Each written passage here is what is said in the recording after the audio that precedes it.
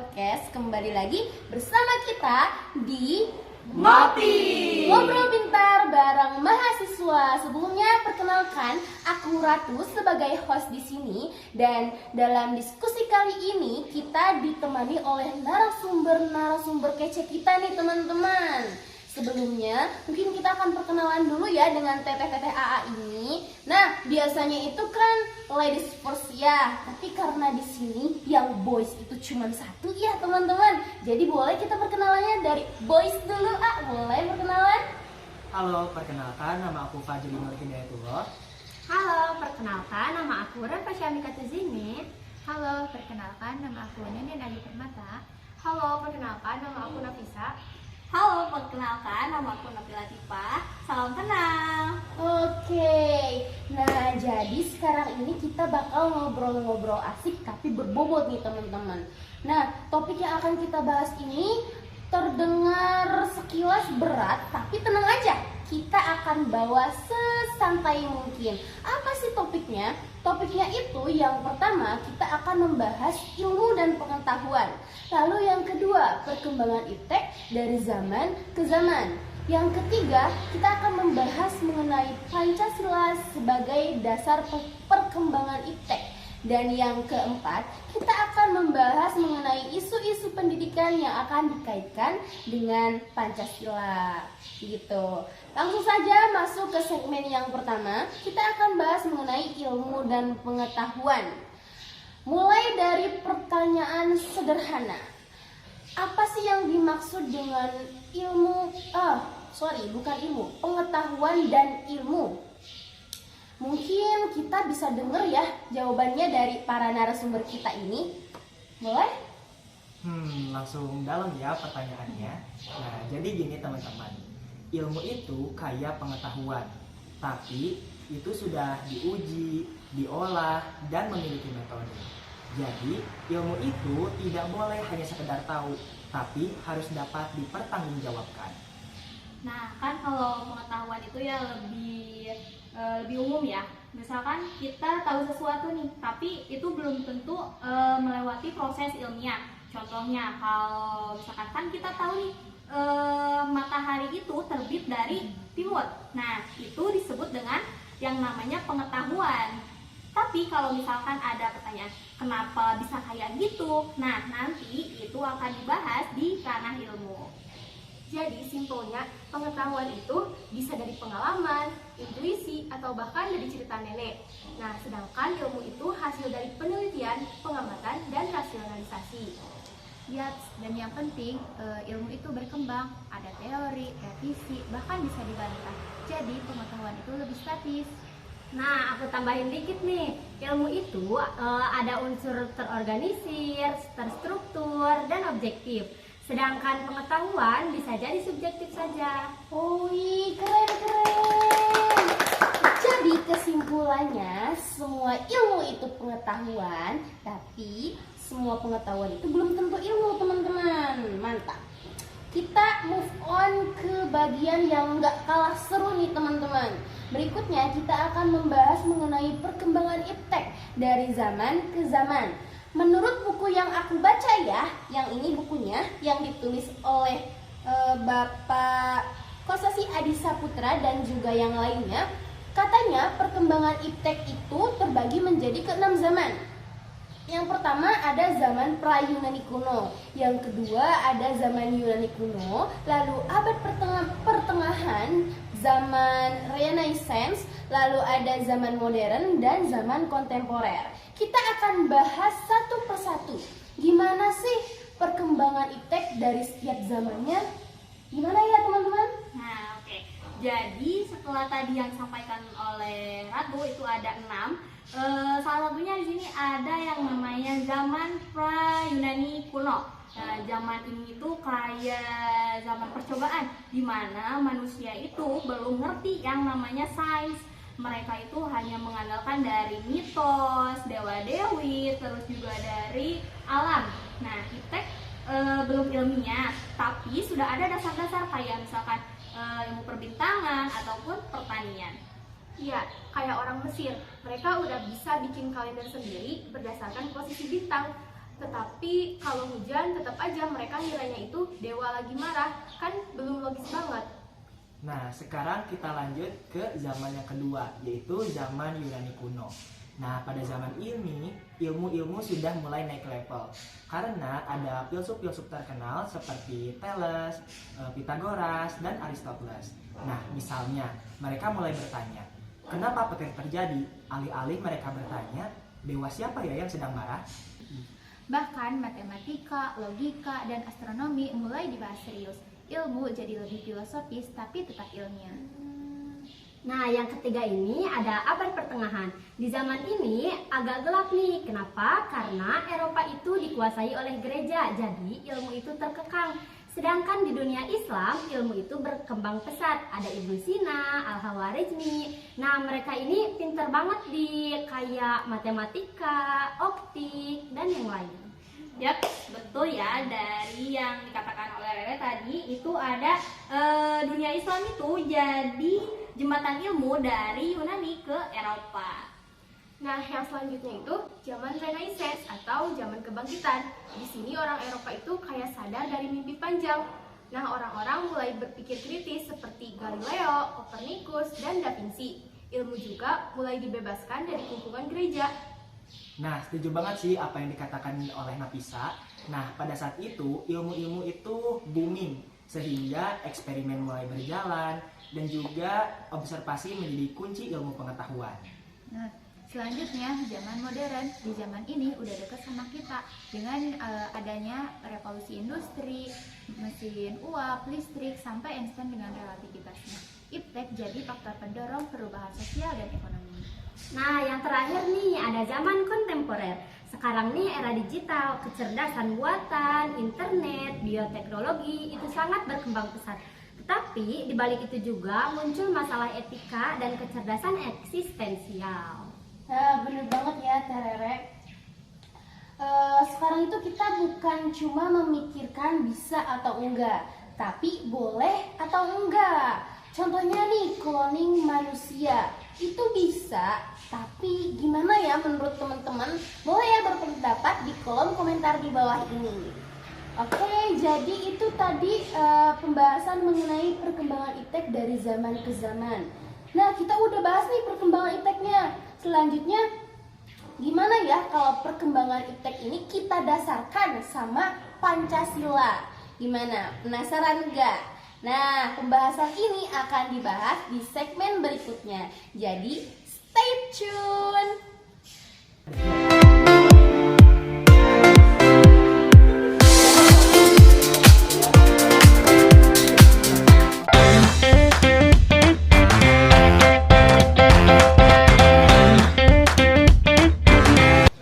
Oke guys, balik lagi bersama kita di Ngobrol Pintar bareng mahasiswa. Jadi pada segmen kali ini kita akan membahas mengenai Pancasila sebagai dasar perkembangan iptek nih teman-teman. Langsung aja kali ya kepada narasumber-narasumber kita untuk memberi pencerahan gitu. Gimana sih Pancasila sebagai dasar pengembangan iptek? Mulai dari sila pertama. Mungkin bisa ya dari teknologi, boleh? Oke, ada sila pertama ya tadi. Sila pertama itu bunyinya ketuhanan yang Maha Esa. Dan ini itu mengingatkan kita dalam penggunaan teknologi itu harus secara bertanggung jawab dan juga berlandaskan moral. Kita sekarang punya AI, robot, bahkan sekarang kita punya teknologi yang bisa membaca data pribadi kita. Tapi tanpa landasan etika, semua itu bisa disalahgunakan. Contohnya ada deepfake video yang itu tuh bisa menipu orang. Tapi kalau misalkan kita punya kesadaran spiritual, kita tidak akan menggunakan teknologi untuk hal-hal yang merugikan ataupun menyesatkan. Bahkan kita malah menggunakan teknologi itu untuk hal-hal yang lebih baik dan juga lebih bermanfaat. Betul banget. Nah, dengan nilai-nilai ketuhanan, kita membuat kita nggak asal dalam membuat inovasi baru. Nah, kita juga harus ingat kalau teknologi itu hanya alat, bukan untuk pengganti nilai-nilai kemanusiaan. Gitu ya. Oke, tadi itu sila pertama ya. Mungkin langsung aja kita lanjut ke sila kedua ya. aku pengen minta pendapatnya dari Tenedet, boleh? Oke, di sila kedua yang berbunyi kemanusiaan yang adil dan beradab menekankan bahwa teknologi harus digunakan untuk kebaikan bersama. Sayangnya di era digital ini banyak sekali ketimpangan di mana orang kota bisa lebih cepat mengakses internet, sementara itu di daerah pelosok dapat sinyal aja susah. Padahal teknologi seharusnya digunakan untuk mendekatkan yang jauh, bukan malah memperlebar jurang. Misalnya, program pemerataan akses internet seperti Base Intersaver Station di desa-desa adalah contoh nyata penerapan sila kedua di bidang internet. Nah, jangan lupa juga soal konten-konten di media sosial. Kita harusnya membuat konten yang berpendidikan dan beradab, bukan malah membuat konten yang menyebarkan hoax ataupun menyebarkan ujaran kebencian. Oke, jadi itu sila kedua jika dikaitkan dengan perkembangan iptek. Next, kita lanjut ke sila ketiga. Boleh, siapa yang ingin menanggapi? Baik, untuk sila ketiga yaitu Persatuan Indonesia. Nah, teknologi itu seharusnya bisa untuk mempererat, bukan malah untuk memecah belah dengan memecah belah lewat hoax ataupun lewat provokasi. Nah, literasi digital juga sangat penting bagi masyarakat untuk memilah informasi yang baik, lalu untuk berpikir kritis dan menghargai suatu perbedaan. Nah, platform digital juga sangat bisa dijadikan sebagai suatu media untuk menjalin solidaritas. Nah, kita bisa menggalang pendanaan online untuk suatu bencana. Nah, dengan platform digital juga kita bisa melakukan komunitas belajar daring antar daerah atau bahkan antar negara. Nah, setuju banget dengan yang dikatakan oleh Nafisa. Jika kita lihat sekarang bahwa media sosial itu memiliki kekuatan yang besar. Jika kita bisa menggunakannya dengan bijak, itu bisa menjadi alat pemersatu bangsa. Oke, lanjut aja kita ke sila keempat. Yuk, siapa ya dari AA kali ya? Mulai A. Oke, sila keempat pada Pancasila berbunyi kerakyatan yang dipimpin oleh hikmat kebijaksanaan dalam permusyawaratan perwakilan. Nah, sila ini mengajarkan kita dalam menentukan suatu keputusan itu harus berdasarkan hasil musyawarah dan kebijaksanaan. Nah, di era digital, partisipasi masyarakat itu semakin mudah melalui platform e-demokrasi seperti e-voting, e-partisipasi, bahkan petisi online. Namun hal tersebut harus dilandasi dengan transparansi dan tanggung jawab. Jangan sampai teknologi hanya sebagai formalitas tanpa benar-benar melibatkan suara rakyat. Seperti itu. Nah, betul banget seperti apa yang kata Fajri bilang ya. Teknologi itu bisa menguatkan demokrasi asal tidak disalahgunakan. Nah, sekarang kita lanjut aja ke sila yang terakhir. Kira-kira nih ya, dari tadi tuh sudah berpendapat semua. Dari teteh-teteh yang aduh ini abu-abu, boleh lah teh? Nah, yang terakhir itu ada sila kelima yang berbunyi keadilan sosial bagi seluruh rakyat Indonesia.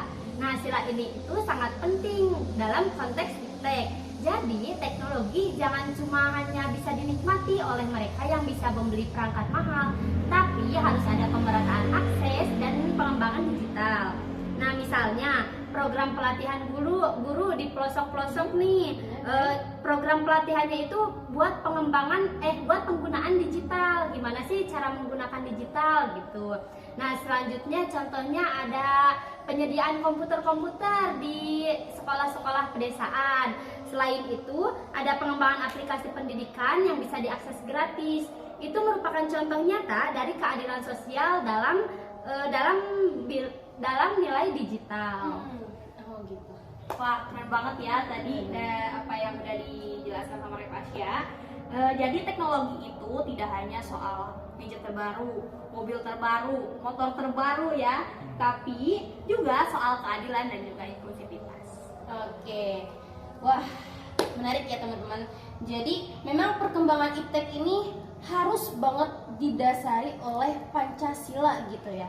Nah, kita tadi udah bahas banyak ya dari segmen pertama sampai ke segmen kedua ini. Selanjutnya kita akan mengaitkan apa yang telah kita bahas tadi ke isu-isu di dunia nyata gitu, di realnya. Isu-isu mengenai pendidikan atau kebijakan pendidikan atau pendidikan yang secara umumnya saja. Ini tentu akan menjadi pembahasan yang sangat menarik, tapi mohon maaf nih teman-teman, sekali lagi, aduh nggak bisa dijelasin di segmen ini. Maka dari itu kalian harus tetap stay tune.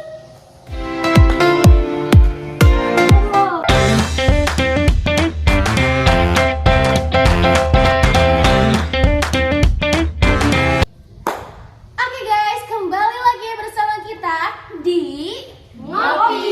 Ngobrol Pintar bareng mahasiswa. Jadi di segmen kali ini kita akan bahas mengenai Pancasila sebagai dasar dalam kebijakan dan masalah pendidikan di Indonesia nih. Nah, kita akan ngobrol-ngobrol gimana nilai-nilai Pancasila seharusnya jadi dasar dalam membuat dan melaksanakan kebijakan pendidikan. Oke, mungkin kita langsung saja mulai dari Fajri. Aku ada pertanyaan nih. Dalam konteks kebijakan Merdeka Belajar, tentu kita sudah tahu semua ya mengenai kurikulum Merdeka Belajar. Menurut kamu gimana sih Pancasila seharusnya mewarnai kebijakan itu gitu? Nah, menurut saya kebijakan Merdeka Belajar ini sudah sesuai dengan Pancasila sila kedua dan sila kelima. Nah, tujuan dari kebijakan ini yaitu membebaskan siswa dari konsep pendidikan yang kaku dan juga menekankan keadilan untuk akses pendidikan. Namun, faktanya terjadi ketimpangan apalagi di daerah-daerah yang infrastrukturnya masih lemah. Sehingga harusnya keadilan sosial ini benar-benar menjadi landasan pendidikan, bukan hanya sekadar omong kosong saja seperti itu. Oke, dalam konteks kurikulum Merdeka Belajar ya, itu kan kita tahu pemerintah itu mendorong kita pendidik itu untuk digitalisasi pendidikan. Menurut kalian nih, digitalisasi pendidikan dalam kaca pandang Pancasila itu gimana ya? Digitalisasi itu bagus, tapi sesuai dengan yang terdapat di sila ketiga, yaitu persatuan, jangan sampai dilupakan.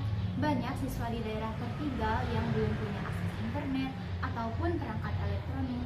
Akibatnya mereka tertinggal jauh. Digitalisasi ini jika tidak diiringi dengan pemerataan bisa merusak semangat persatuan dan menciptakan kesenjangan yang baru. Solusinya, kebijakan harus lebih berpihak pada pemerataan infrastruktur pendidikan. Oke, nah kita sambungkan lagi nih dari kurikulum Merdeka. Katanya kan kalau kurikulum Merdeka itu guru tuh sebagai fasilitator dan konten kreator ya? Iya, betul. Bener gak? Betul. Kreator pembelajarannya. Ya. Nah, dalam konteks Pancasila, terus dilihat dari sudut pandang guru gitu, gimana ya pendapat kalian? Nah, oke. Guru itu kan sering hanya menjadi pelaksana kebijakan, bukan dilibatkan dalam pembuat kebijakan gitu ya. Nah, terus kan pada sila keempat itu menekankan pada musyawarah dan juga partisipasi. Nah, seharusnya guru itu dilibatkan dalam pengambilan keputusan, termasuk adanya perubahan ini kurikulum misalnya ya, perubahan kurikulum. Nah, misalnya kurikulum Merdeka, kan sekarang ada kurikulum Merdeka ya. Nah, ini itu kan kurikulum Merdeka itu sangat cepat ya, sehingga guru-guru itu masih merasa kebingungan karena pelatihannya itu sangat minim. Nah, ini menunjukkan masih kurangnya penghargaan terhadap peran guru dalam musyawarah kebijakan. Nah, guru itu memang semakin kesini makin banyak ya tuntutannya. Terus sekarang juga di kampus-kampus itu dituntut untuk mengeluarkan lulusan guru yang adaptif dan berkarakter gitu. Menurut kalian gimana ya sila-sila Pancasila dalam masalah ini gitu? Nah, sebagai calon guru, sila pertama mengingatkan bahwa di pendidikan itu bukan hanya soal otak, tetapi juga hati dan spiritualitas. Nah, kita nggak bisa hanya mengajar hitung-hitungan, kita juga harus mengajar moral dan toleransi. Nah, guru harus jadi teladan dalam hal integritas dan kejujuran. Tetapi karena situasi dengan kurikulum sekarang yang terlalu fokus terhadap capaian akademik para siswa, sampai melupakan tentang pembentukan karakter siswanya. Oke, terakhir nih, pertanyaan terakhir yang menurut saya ini cukup krusial ya di di kalangan pendidik gitu.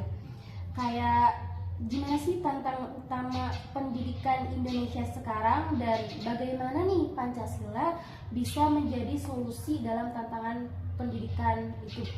Nah, tantangan pendidikan di Indonesia saat ini yaitu ada ketimpangan dan kurang relevannya pendidikan dengan kehidupan nyata.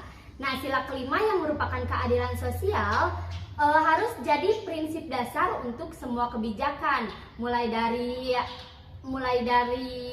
distribusi guru, alokasi anggaran, sampai akses ke pelatihannya. Nah, kita nih sebagai mahasiswa pendidikan matematika harus tahu bagaimana sih caranya kita mengajarkan matematika yang konstekstual dan berguna untuk kehidupan nyata bagi para siswa. Jadi kita ini bukan hanya mengajarkan mereka untuk saat ujian saja.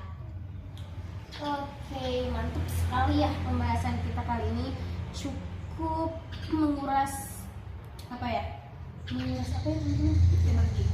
pikiran gitu ya. Emang tantangan pendidikan di Indonesia ini perlu dibenahi gitu teman-teman. Jadi dari diskusi ini kita bisa simpulkan bahwa Pancasila itu bukan hanya nilai-nilai ideal, tapi Pancasila itu bisa dijadikan acuan untuk membuat atau menjalankan suatu kebijakan gitu. Mungkin karena segmen kita ini adalah segmen terakhir, maka dari itu pertemuan kita sekarang hanya sampai di sini teman-teman. Oke, sampai bertemu di episode